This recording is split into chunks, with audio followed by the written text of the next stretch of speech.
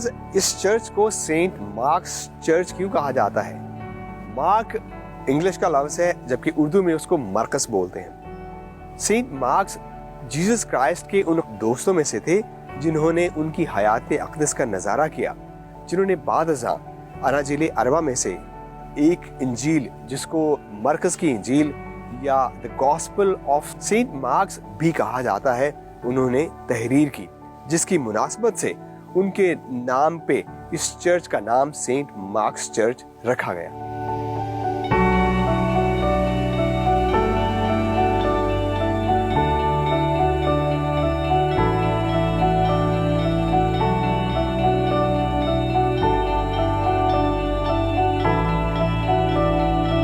Viewers, British India में 1880 में इस चर्च को बनाने के लिए एक भट्टा बनाया गया ताकि इस चर्च को तामीर करने के लिए ईंटें मुहैया की जाएं।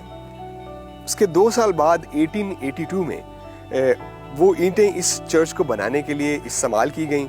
जैसे कि आप इसका स्ट्रक्चर देख सकते हैं, इस चर्च सेंट मार्क्स का जो बिल्डिंग स्ट्रक्चर है वो न्यू गॉथिक स्टाइल का है और ये ब्रिटिश इंडिया में बनाए गए उन खूबसूरत और हिस्टोरिकल चर्चेज में से एक है।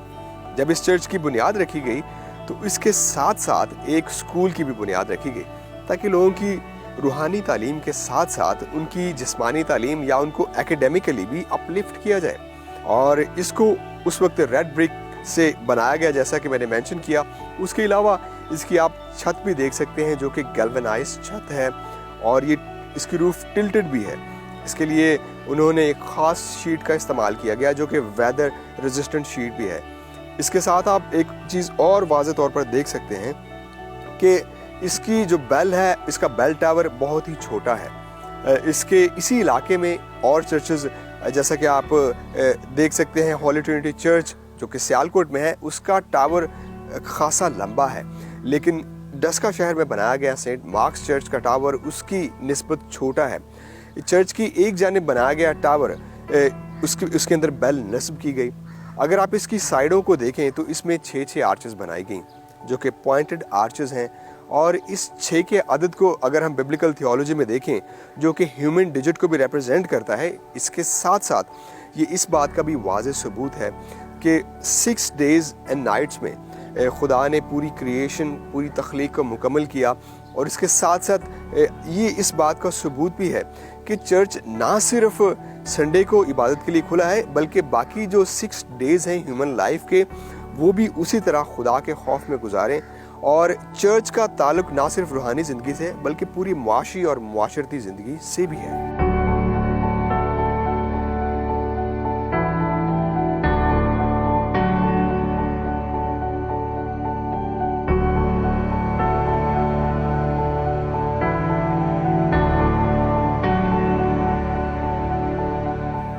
अभी मैं मौजूद हूँ सेंट मार्क्स चर्च के फसाड के बिल्कुल सामने। इसका फसाड बहुत ही खूबसूरत है। इसकी कंस्ट्रक्शन का ईयर भी इसके फसाड के बिल्कुल सामने लिखा हुआ है जो कि 1882 है।